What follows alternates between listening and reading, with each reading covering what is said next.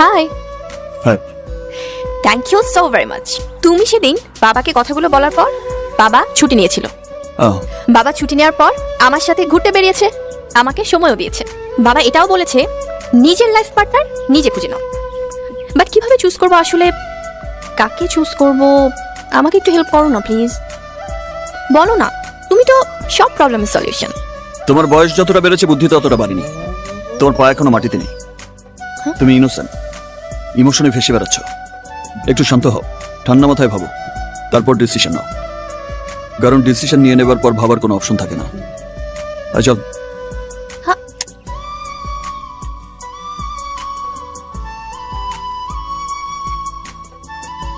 এই এই দাঁড়াও, এই গাড়ি থামা।